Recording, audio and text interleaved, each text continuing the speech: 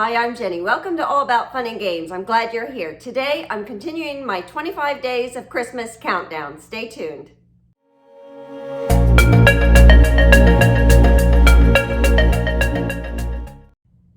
Today, I share part 2 of my 25 days of solo board games Christmas countdown. For those just joining us, at the beginning of the month, I added 50 game titles into a little red bag, and each day I've been randomly pulling out one and play that game, of which I then share thoughts of those played here. Part 1 covered the games I played from December 1st to the 4th. I had played the games Calico, Abundance, Miss Over Carcassonne, and Chomp.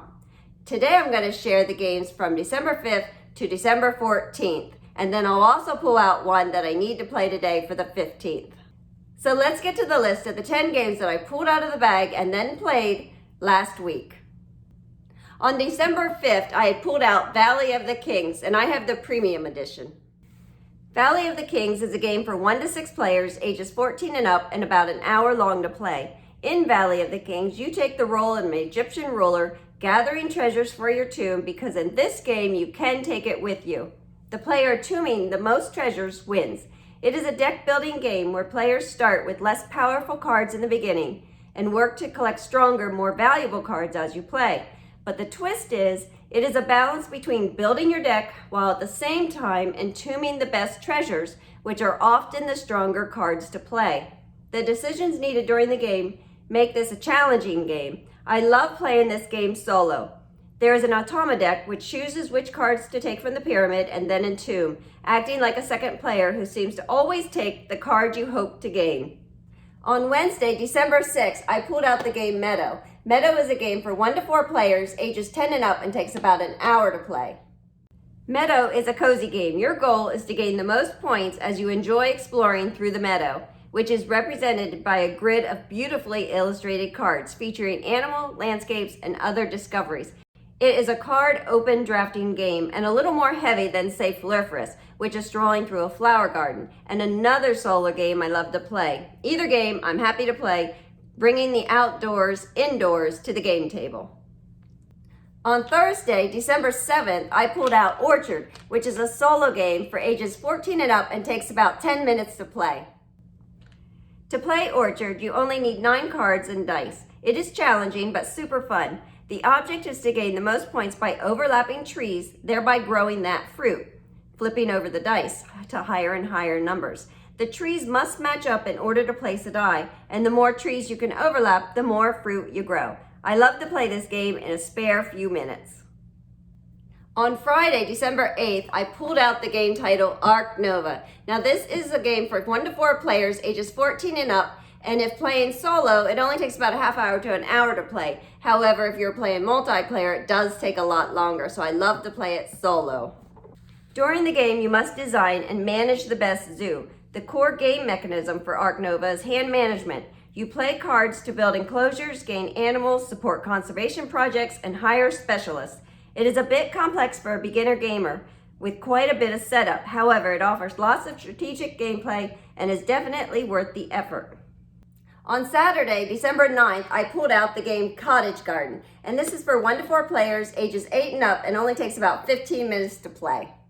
Cottage Garden is a tile drafting game, a bit Tetrisy. As a gardener, you are plotting to completely fill your garden beds in the best way possible. Points are based on how well and how many complete gardens you manage to plot during the game.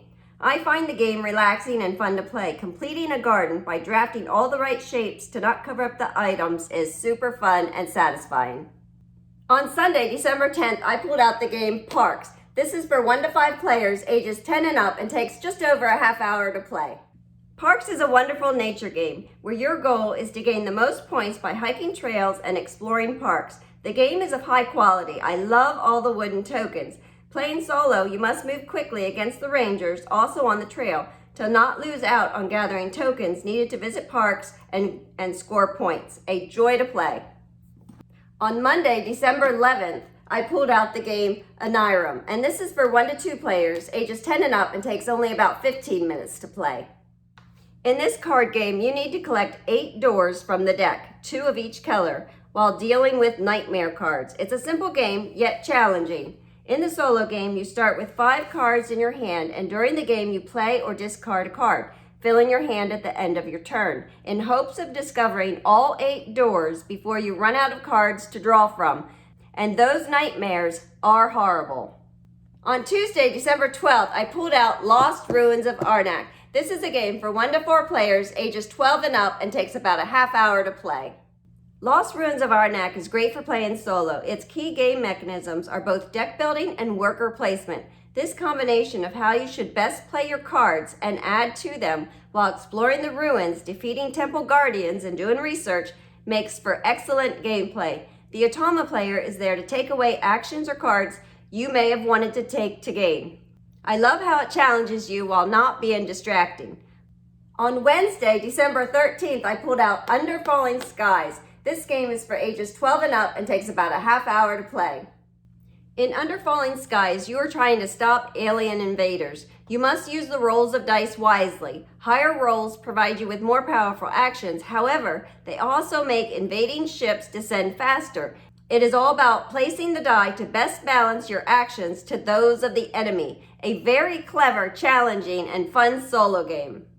On Thursday, December 14th, I pulled out the game Floriferous. This is a game for 1 to 4 players, ages 14 and up, and only takes about 15 minutes to a half hour to play. In Floriferous, you are strolling through the garden, a grid of cards, picking flowers or personal goal cards in order to complete certain goals at the end of the game and gain the most points. It's a beautiful game.